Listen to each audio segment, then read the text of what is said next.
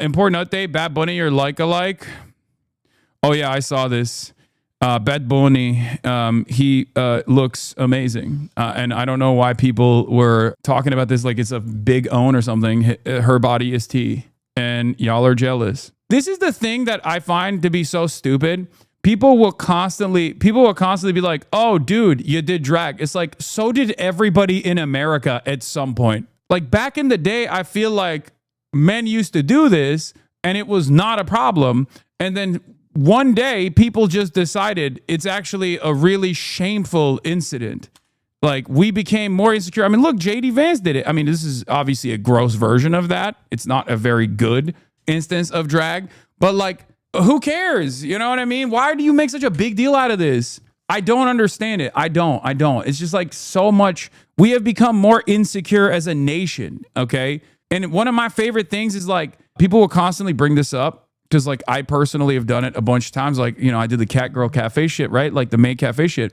And, like, it's ironic because a bunch of, like, Dick Tone fans and a bunch of Asmongold fans will post that under my replies. And it's like, dog, your daddy also did it. You know what I mean? Like, your daddy has done it, too. Asmongold has done drag. You know, Rape Tone has done drag. Like, what is this? I don't get it. My MAGA 6'6" football lineman dad is in his high school yearbook in drag for a pep rally. He looked really pretty. Yeah, this was, I mean, look at glam bands in the 80s, obviously, like hair metal and shit. Like, dudes were hitting the androgyny lines, like, aggressively back in the day. Only now it's become this, like, big issue for a lot of people. And it's so funny because it's only an issue if you're, like, a little worried about your own sexuality. It's only an issue if you're genuinely concerned about your own personal sexual proclivities. Like, it's just a reflection of insecurity. When I see someone make a big deal about drag, I very quickly realize, like, this is a person who's, friendly fire. Yeah. Does this look appropriate for little kids on Xbox? PlayStation has allowed Twitch and Discord not be monitored on all platforms and systems. Daily, your children are being radicalized by these goons like Hassan the Hun. Dude, might want to do your homework on this one. It was not for kids, and it wasn't on any platforms you listed except Twitch as a joke. Asmongold is the #1 political streamer, and he's a conservative. Again, I know you're on a quest, but doing your due diligence should be a part of the process. That's so funny. They're like, Asmongold is fighting the same fight we are, bro. Yeah, this guy saw Asmongold and drag and thought it was me, I guess. Yeah, friendly fire. Switch off, sir. This is one of our targets. Bad Bunny is a Super Bowl halftime show. Too bad I won't be watching. Yep, exactly. Man, you got to delete Twitter off the phone, dog. I mean, truly, I do have to delete it for sure. Yeah, no, I saw this one exactly. Imagine having this as your leader, someone who dresses like a French maid, and then it's just like, you know, everyone's done this shit.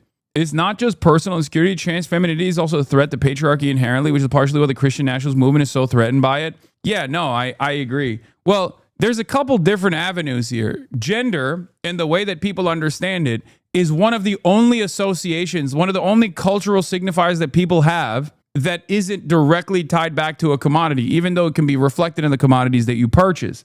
So a lot of people have this like super strong opinion on the binary, rigid, antiquated understanding of gender, and they think it's like a remnant of their biology and not simply like something that is not rigid, not binary, even on the physical side, even on the biological side. And it's certainly not that when it comes to gender being a social construct, right? It's anti-intellectualism and it's fear of the unknown. And it's also just like a fear that people have about the world changing around them in real time in ways that they can't understand. I think that for many people, because they have such a strong association with their gender, who they are as a person is like defined by their gender, and the way that they understand gender as a rigid binary construct, they lose their minds when a person existing in the real world breaks that binary in real time. God forbid, especially if it's someone that they want to fuck. God forbid, especially if it's someone that they find to be like sexually attractive. Oh my God, they lose their goddamn minds. That's why you see so many people who are transphobic, like outwardly transphobic and insane. They got trans on the brain all the time. Also be chasers like the Alex Jones of the world, like Nick Fuentes. Like these people are like that.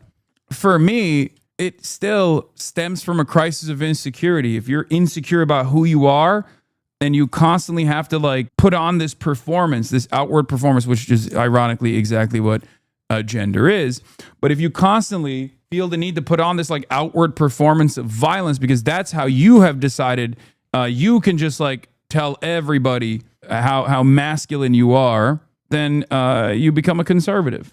That's the insecurity at the heart of a lot of reactionary sentiment. That's why a lot of young men find themselves in the throes of reactionary commentary. Are you for the dolls? I'm for everybody. I don't have an issue with anybody. As long as I care more about people's output. I care more about like what people do. I care more about what people do rather than who they are.